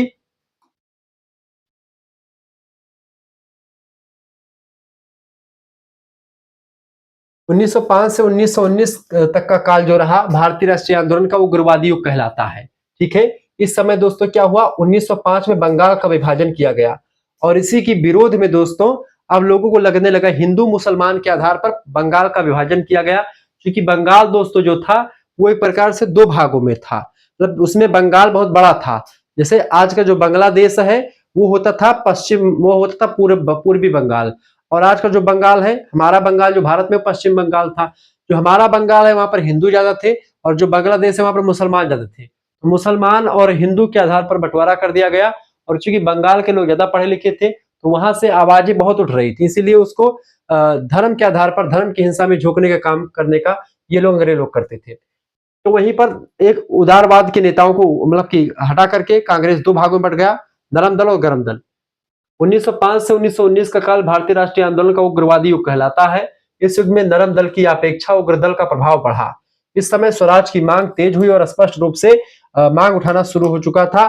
जो नेता थे वो लोग डर करके नहीं बल्कि अपने सीने से सीना मिला करके, कंधे से कंधा मिला करके अंग्रेजों से बात करते थे और अपनी बातों को एक प्रकार से जनता तक पहुंचाते थे और रोष के साथ, ठीक है, दबाव के साथ बातें करते थे। इन्हें लाल बाल पाल की संज्ञा दी जाती है नरम दल के नेताओं को, सॉरी गरम दल के नेताओं को। तीनों नेता उग्रवादी विचारधारा के प्रबल समर्थक थे। पहले नेता थे लाला लाजपत राय, पंजाब केसरी के नाम से मशहूर, पंजाब के प्रसिद्ध नेता, आर्य समाज के समर्थक भी रहे। दूसरे नेता है बाल गंगाधर तिलक, लोकमान तिलक के नाम से मशहूर, महाराष्ट्र के नेता, गीता रहस्य नाम की एक पुस्तक लिखी, बड़ी फेमस पुस्तक है। तीसरे नेता है दोस्तों कौन, बिपिन चंद्र पाल, बंगाल के नेता है ये, ओजस्वी वक्ता और लेखक थे। यानी कि इधर आप देखिए महाराष्ट्र, पंजाब और बंगाल, इन तीन नेता लाल बाल पाल, इन तीनों ने मिलकर के ऐसी चिंगारी लगाई अंग्रेजों के ऊपर कि अंग्रेज लोग तिलमिला उठे एकदम से। और जो भारतीय लोग थे जो अभी तक चिट्ठी और प्रार्थना पत्र के माध्यम से अपनी बातों को पहुंचा रहे थे, उनको भी कहीं ना कहीं पे इससे जो है, उनको भी कहीं ना कहीं पे डर लगना शुरू हो चुका था। इन तीनों नेताओं ने स्वराज्य हमारा जन्म सिद्ध अधिकार है और हम इसको लेकर के रहेंगे, बाल गंगाधर तिलक का नारा पूरे जो है भारत में गूंजना शुरू हो चुका था। ठीक है। अब हुआ दोस्तों स्वदेशी आंदोलन चला 1905 में, स्वदेशी मूवमेंट चलाया गया किसके द्वारा, बंग भंग आंदोलन हुआ था। चूंकि बंगाल का विभाजन किया गया 1905 में, मैंने आपको बताया था, तो बंगाल का विभाजन हो चुका था। बंगाल का विभाजन हिंदू और मुसलमान के आधार पर किया गया था। ठीक है। तो उसी का विरोध किया गया था जनता के द्वारा, और अब खुल करके सामने आकर के सड़कों पर लोग निकलने लगे थे। अब इसमें लाल बाल पाल इन तीनों का योगदान ज्यादा रहा, और यहीं से स्वदेशी मूवमेंट शुरू। स्वदेशी मूवमेंट का मतलब होता है कि अपने यहाँ की चीजों खरीदो, जो दूसरे की उपाधियां हैं, अंग्रेजों की उपाधियां, उनको वापस करो, विदेशों का बहिष्कार करो, स्वदेशी चीजों पर फोकस करो, ये सब चीजें। 1905 के विरोध में स्वदेशी आंदोलन प्रारंभ हुआ, जो बंगाल का विभाजन किया गया था उसके विरोध में। इस आंदोलन का मुख्य उद्देश्य था विदेशी वस्तुओं का बहिष्कार किया जाए, जो अंग्रेज लोग बनाए हैं उन वस्तुओं को ना पहना जाए, उन वस्तुओं का ना उपयोग किया जाए, भारतीय वस्तुओं का उपयोग किया जाए, ठीक है, और स्वदेशी वस्तुओं का प्रयोग किया जाए। लोगों ने विदेशी कपड़ों की होली जलाई, यानी विदेशी कपड़ों को फाड़ कर जला दिया, स्वदेशी वस्त्र को पहनना शुरू किया, साबुन, कागज, चीनी आदि के प्रयोग को बढ़ावा दिया गया जो भारतीय लोग बनाते थे। बहिष्कार आंदोलन चला। स्वदेशी आंदोलन के साथ साथ बहिष्कार आंदोलन भी चलाया गया। इसमें अंग्रेजी सरकार के द्वारा बनाई गई जो नीतियां थी उनका बहिष्कार शामिल था। जो सरकार ने वस्तुओं बनाया था उसको बहिष्कार किया गया, संस्थाओं का बहिष्कार किया गया, सभी का बहिष्कार शुरू हो चुका था। बहिष्कार की प्रमुख बातें ये थी दोस्तों, विदेशी वस्तुओं का बहिष्कार करना था, यहाँ पर सरकारी विद्यालय और सरकारी न्यायालय का बहिष्कार करना था, विदेशी उपाधियां जो मिली थी जिसको, जैसे रविन्द्रनाथ टैगोर ने नाइटहुड की अपनी उपाधि जो है लौटा दी थी, ठीक है, अंग्रेजी सरकार ने उनको नाइटहुड की उपाधि दी थी जिसको उन्होंने वापस कर दिया था। अपना सम्मान जो सरकार के द्वारा मिला है उसको भी त्याग दिया गया, सरकारी नौकरियों से त्याग पत्र दे दिया गया। ये तमाम प्रकार की बातें इसमें शामिल थी और सब होना शुरू हो चुका था। राष्ट्रीय शिक्षा आंदोलन भी यहीं पर आप देखते हैं होता रहा। उग्रवादी नेताओं का मानना था कि अंग्रेजी शिक्षा प्रणाली से राष्ट्रीय भावना का विकास नहीं होता है, इसलिए उन्होंने राष्ट्रीय शिक्षा के प्रचार पर बल दिया, अपने यहाँ की शिक्षा पर फोकस किया, अपने अतीत को जानने का प्रयास करो। इसी उद्देश्य से राष्ट्रीय विद्यालय और महाविद्यालयों की स्थापना होना शुरू हो चुकी थी। अब भारत में दोस्तों नए नए विश्वविद्यालय, भारतीय विश्वविद्यालय, आप बीएचयू वगैरह की स्थापना जो होती है वो इसी समय से शुरुआत होती है।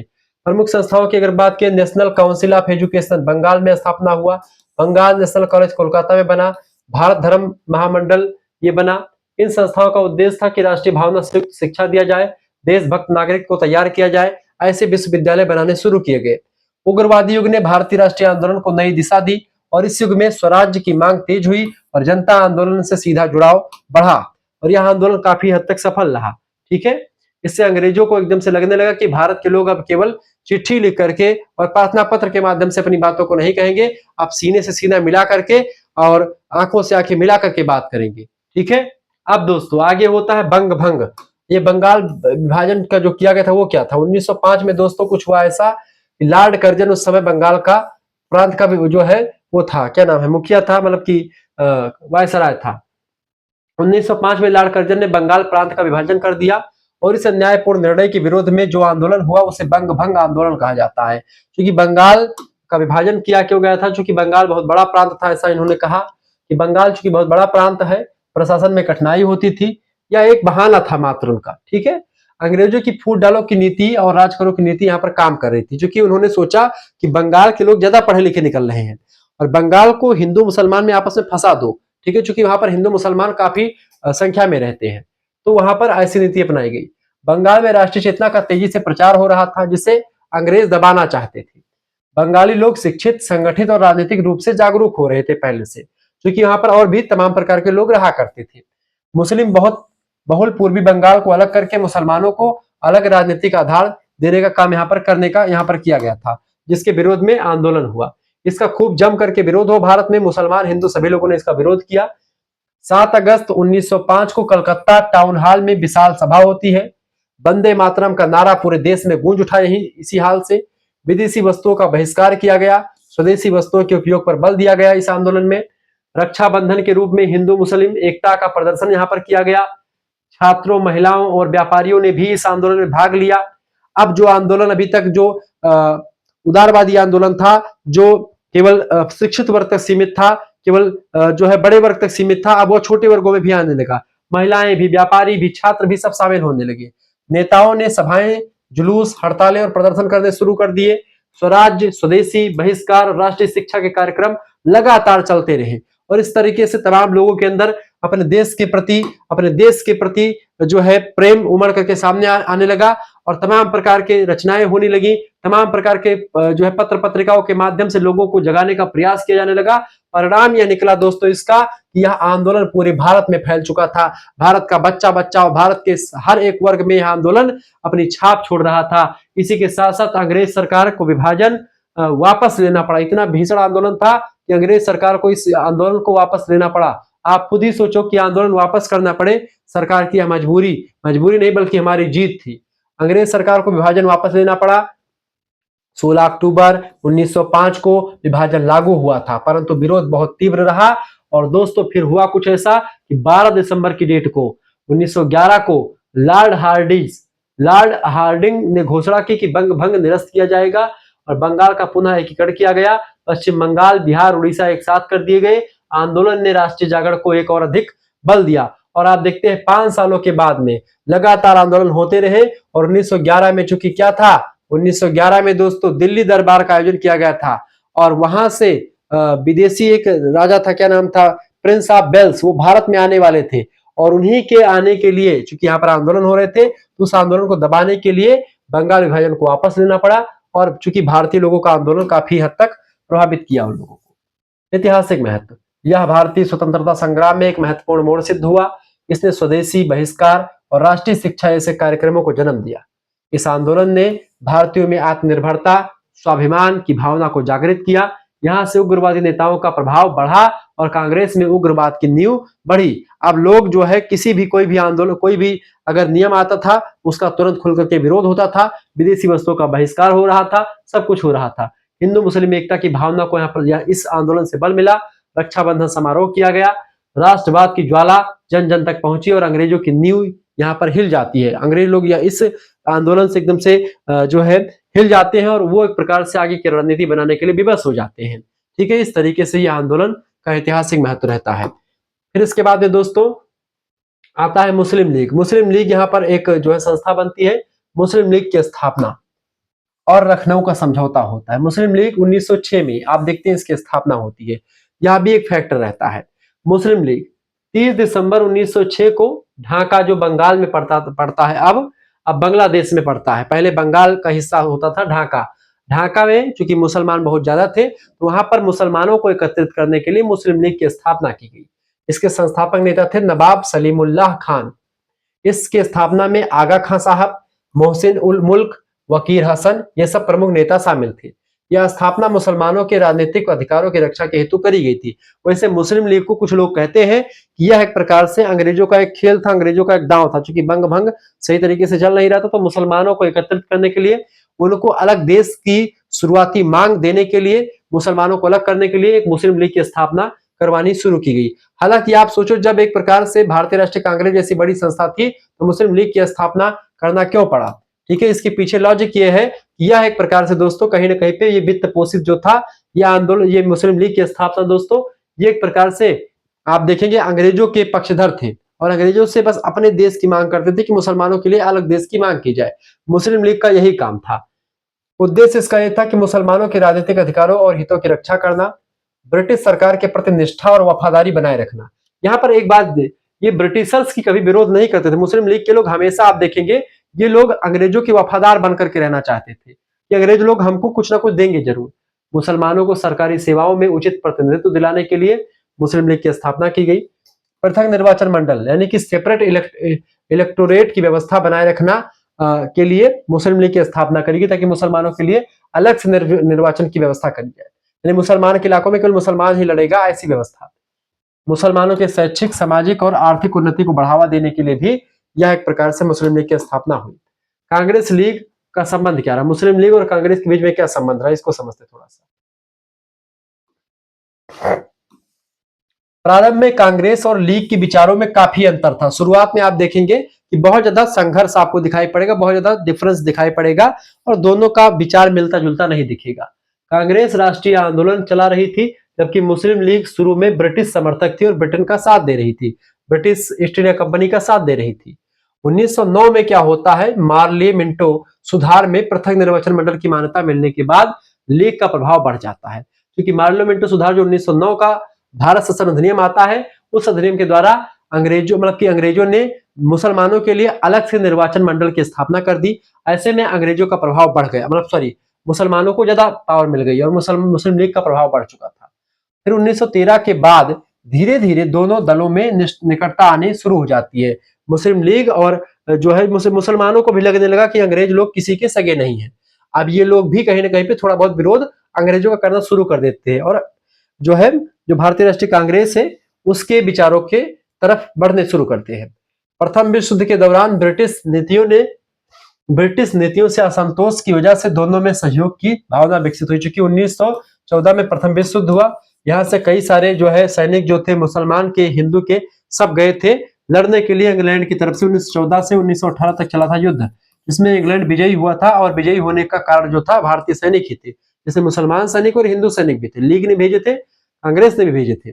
और ऐसे में हुआ दोस्तों कुछ ऐसा कि जब जो है सहयोग नहीं मिला तो असहयोग आंदोलन बाद में चलाया गया गांधी जी के द्वारा कि अब हम सहयोग आपका नहीं करेंगे।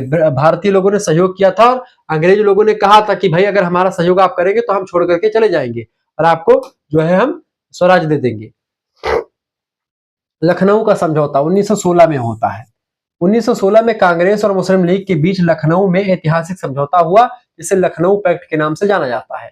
इस समझौते के प्रमुख बिंदु दोस्तों ये थे कि दोनों दलों ने स्वशासन यानी सेल्फ गवर्नमेंट की मांग का समर्थन किया, यानी कि अंग्रेजों से स्वशासन की मांग वो इंडियन नेशनल कांग्रेस तो पहले से कर रही थी, भारतीय राष्ट्रीय कांग्रेस, लेकिन अब मुस्लिम लीग ने भी यह मांग शुरू की कि भाई अब हमको स्वशासन चाहिए अंग्रेजों से।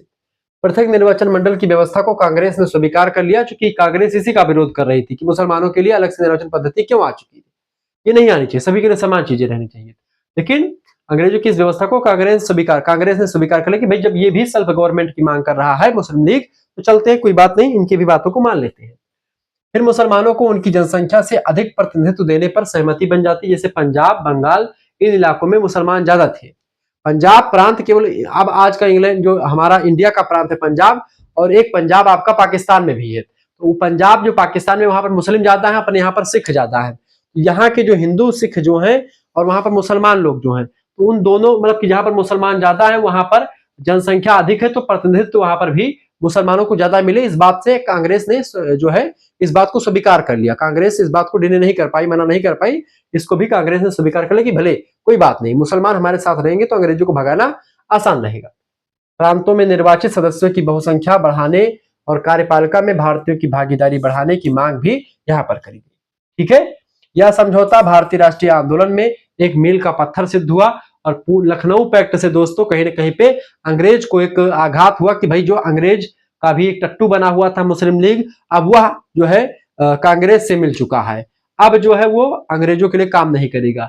इससे हिंदू मुस्लिम एकता को बल मिला और स्वतंत्रता संग्राम को नई दिशा मिली, नई गति मिली। अब हिंदू मुसलमान एक साथ मिल करके और अब जो है आगे के युद्ध में जो है आगे के आंदोलन में भाग लेंगे। दोस्तों हमारे को करिकुलर मास्टर चैनल को सब्सक्राइब कर लीजिएगा, बीए करेकर को भी और शुक्ला डी पॉइंट को भी। ठीक है, अब दोस्तों उसके बाद में फिर गांधी युग का प्रारंभ होगा। गांधी युग के बारे में हम आपको बताएंगे, सत्याग्रह की बात होगी। ठीक है, चंपारण का सत्याग्रह होगा और फिर खेड़ा और अहमदाबाद का आंदोलन होगा। फिर उसके बाद में चलिए इसको समझ लेते हैं, फिर उसके बाद में आपका क्लास छोड़ते हैं। ठीक है, अब गांधी जी का युग आता है। अब गांधी जी के आगमन से बहुत कुछ होता है। गांधी जी के आने से हिंदू मुसलमान जो आपस में मतभेद था वो सब सही हो जाता है।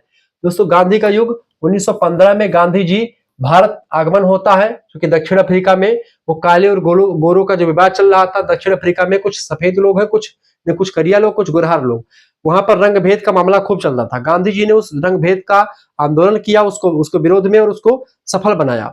अब रंग भेद वहां पर नहीं होता था, तो गांधी जी भारत में आते हैं और एक नए दौर में प्रवेश करते हैं, जिसे गांधी युग कहा जाता है। ठीक है, महात्मा गांधी का परिचय। महात्मा गांधी का जन्म 2 अक्टूबर 1869 को पोरबंदर यानी गुजरात में हुआ था। इनके पिता का नाम करमचंद गांधी और माताजी का नाम पुतलीबाई था। प्रारंभिक शिक्षा काठियावाड़ में तथा उच्च शिक्षा लेने के लिए इंग्लैंड गए थे और वकील की शिक्षा भी ग्रहण करी थी। वकालत की पढ़ाई के बाद दक्षिण अफ्रीका गए, जहां भारतीयों के साथ हो रहे भेदभाव के विरुद्ध संघर्ष किया इन्होंने। 9 जनवरी 1915 को भारत लौटे और राष्ट्रीय आंदोलन का नेतृत्व यहाँ पर संभाला।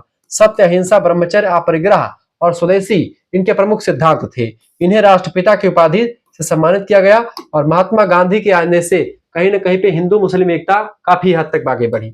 सत्याग्रह की अवधारणा इनकी बड़ी फेमस हुई। सत्याग्रह यानी शब्द 2 शब्दों से मिलकर के बना है, सत्य और आग्रह। इसका मतलब है सत्य पर आग्रह, या सत्य के लिए दृढ़ आग्रह करना। सत्य जो है वो कभी हारता नहीं है। महात्मा गांधी का विचार यह था कि सत्य के लिए आग्रह करेंगे और वो एक प्रकार से लेकर के रहेंगे। यह अन्याय के विरोध का अहिंसक हथियार था सत्याग्रह।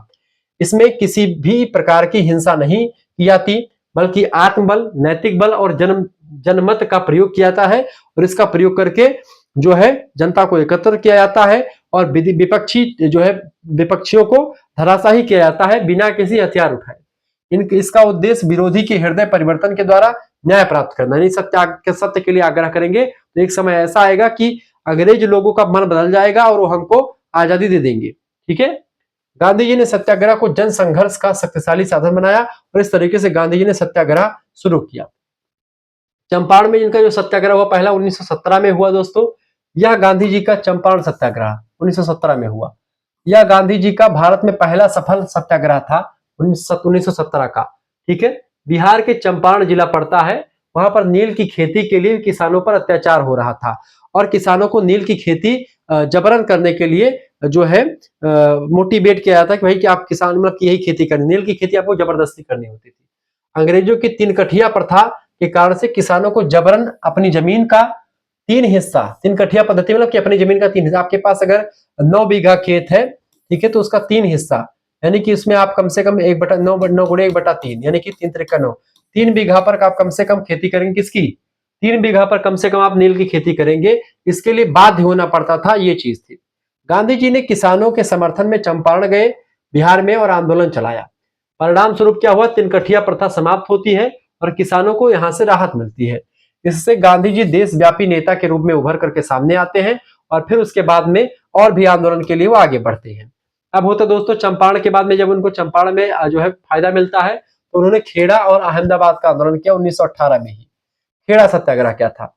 गुजरात में खेड़ा नाम का जिला है, उसी जिले में फसल खराब होने की वजह से जो है अंग्रेज सरकार जो है को कर देने से विवश हो गए लोग, जनता यानी किसान लोग कर नहीं दे पा रहे थे। ऐसे में सरकार ने जबरदस्ती कर लेने का प्रयास किया, तो अंग्रेजों से कर माफ करवाने के लिए एक आंदोलन चलाया गया जिसको खेड़ा सत्याग्रह कहते हैं। तो जो है जब फसल खराब हो गई, कोई फसल हुई नहीं, तो टैक्स कैसा? तो अंग्रेज लोग फिर भी टैक्स चाह रहे थे, लेकिन गांधी जी गए और टैक्स माफ करने के लिए टैक्स माफ करने से अंग्रेज लोगों ने मना कर दिया। तो फिर गांधी जी ने किसानों का नेतृत्व किया और कर ना देने का सत्याग्रह शुरू कर दिया, कर नहीं देंगे भाई, क्योंकि जब हुआ ही नहीं कुछ फसल तो कहां से दे देंगे। अंततः सरकार को झुकना पड़ा और किसानों को कर में राहत मिली। गांधी जी चूंकि क्या थे, उनके साथ बहुत ज्यादा जनसंख्या सामने आए थे, मतलब कि उनके पीछे खड़ी होती थी। गांधी जी चूंकि सत्य के लिए थे, गीता का पाठ करते थे। गांधी जी एक वृद्ध आदमी थे, उनको कुछ चाहिए नहीं था, ठीक है, कोई स्वार्थ नहीं छिपा था उनके लिए। अहमदाबाद मिल मजदूर का आंदोलन भी किया। अहमदाबाद की कपड़ा मिलों के मजदूर कम वेतन से असंतुष्ट है, क्योंकि उनको कम वेतन मिलता था और सैलरी कम मिलने के बावजूद भी उनको काम अधिक करना पड़ता था। उन्होंने वेतन बढ़ाने की मांग करी। गांधी जी ने मजदूरों का समर्थन किया और 21 दिन का उपवास रखा गांधी जी ने इस आंदोलन में, अहमदाबाद मिल आंदोलन में। अंततः मिल मालिकों ने मजदूरों की मांग मान ली और वेतन में वृद्धि कर दी। गांधी जी का अहमदाबाद मिल मजदूर आंदोलन भी सफल रहा। ठीक है, खेड़ा आंदोलन और चंपारण में महात्मा गांधी, तो चंपारण का सत्याग्रह, खेड़ा, अहमदाबाद, ये सारे आंदोलन सफल रहे। 1917 का 1918 का आंदोलन सफल रहा। अब आगे आएगा 1919 और 1920 से 22 का आंदोलन, असहयोग आंदोलन, जिसके बारे में हम नेक्स्ट वीडियो में चर्चा करेंगे। ठीक है, और तमाम प्रकार की चीजों को हम देखने का प्रयास करेंगे, सारी चीजें आपको बताने का प्रयास रहेगा दोस्तों। अब अगले वीडियो में हम लोग ये चीजें के बारे में चर्चा करेंगे। ठीक है, और जब ये सारी चीजें हो जाएंगी फिर उसके बाद में हम ऑब्जेक्टिव प्रश्न भी चर्चा करेंगे। ठीक है, तो ये अगला वीडियो होगा अब उसके बाद में, क्योंकि अभी कर पाना मुश्किल है, क्योंकि बड़ा लंबा क्लास हो जाएगा। तो आपने बहुत सारे चैप्टर्स को आप आज समझा। ठीक है, आपको अगर पीडीएफ प्राप्त करना सभी यूनिट का 9984099139 इस नंबर पर आप व्हाट्सएप पर एसएमएस कर दीजिएगा। क्या एसएमएस कर देना है? आपको अपना नाम एसएमएस कर देना है, अपनी यूनिवर्सिटी का नाम एसएमएस कर देना है, अपना सब्जेक्ट का नाम और आपकी सेमेस्टर में अपने सेमेस्टर का नाम लेकर के भेज दीजिएगा। फर्स्ट सेमेस्टर की फीस दोस्तों 100 रुपए रखी गई है, मात्र 100 रुपए फीस में आपको सब कुछ मिलेगा। जैसे आप व्हाट्सएप पर एसएमएस करेंगे, आपके पास एक क्यूआर कोड स्कैनर भेजा जाएगा, उसी स्कैनर पर आपको मात्र 100 रुपए फीस जमा कर देने हैं। जैसे आप फीस जमा कर देंगे दोस्तों 100 रुपए, आपको एक व्हाट्सएप ग्रुप जोड़ा जाएगा, वहीं पर आपको लाइव क्लास की लिंक मिलती रहेगी, वीडियो लेक्चर्स भी उसी व्हाट्सएप ग्रुप में मिल जाएगा। सबसे इंपॉर्टेंट बात यह है दोस्तों कि यहाँ पर आपको इकाई 1 से लेकर इकाई 8 तक जितना भी आपका सिलेबस, संपूर्ण सिलेबस का आपको यहाँ पर नोट्स मिलेगा, आंसर शीट के साथ ऑब्जेक्टिव क्वेश्चंस, लिखित क्वेश्चंस, पिछले साल के क्वेश्चन पेपर का सॉल्यूशन, सब कुछ यहाँ पर मिलेगा। Model paper, marathon class, practice set, तमाम सारे सब कुछ आपको मिलेंगे। बहुत ही बारीकी के साथ चीजें मिलेंगी और घबराने की आपको आवश्यकता नहीं पड़ेगी। ठीक है, इसके साथ साथ दोस्तों आपको करना क्या है, इसके साथ साथ आपके लिए क्या होगा, इसके साथ साथ दोस्तों आपके लिए व्यवस्था ये करनी है कि यहाँ पर आपको अगर फर्स्ट एंड सेकंड 2 सेमेस्टर का एक साथ फीस जमा करते हैं तो फर्स्ट एंड सेकंड दोनों सेमेस्टर की फीस मात्र और मात्र 150 रुपए रखी गई। 150 रुपए फीस में आपको पूरा फर्स्ट सेमेस्टर और पूरा सेकंड सेमेस्टर दोनों मिलेगा। यानी एक साल तक की फीस केवल और केवल एक साल तक की फीस केवल 150 रुपए है। इसमें आपको सभी सब्जेक्ट का नोट्स मिलेगा, केवल एक सब्जेक्ट का नहीं। और सबसे इंपॉर्टेंट बात है कि को करिकुलर का जो एग्जाम आपका ऑब्जेक्टिव होता है सभी विश्वविद्यालयों में, इसमें प्राथमिक चिकित्सा और स्वास्थ्य या फूड न्यूट्रिशन हाइजीन शामिल होता है, उसके 10 प्रैक्टिस सेट आपको मिलेंगे। ऑब्जेक्टिव वाले पिछले साल के क्वेश्चन पेपर का सॉल्यूशन सब कुछ आपको मिलेगा। ठीक है, तो ये आपके कम से कम 1000 क्वेश्चंस हो जाएंगे ऑब्जेक्टिव वाले। आपको किताब या सीरीज लेने की कोई जरूरत नहीं पड़ेगी। एक सीरीज का दाम 60 रुपए है, तो 5 सीरीज का दाम कितना हो जाएगा? 300 रुपए हो जाएगा। 300 रुपए आपको खर्च करने की जरूरत नहीं एक सेमेस्टर में। केवल और केवल 100 रुपए में आप फर्स्ट सेमेस्टर का पूरा सब्जेक्ट का प्राप्त कर पाएंगे और 150 रुपए में आपको दोस्तों 2 सेमेस्टर का। तो मेरे हिसाब से 150 वाला कोर्स आपके लिए ज्यादा बेटर है। तो इस पर आप तो 150 वाला फीस जमा कर दीजिएगा 150।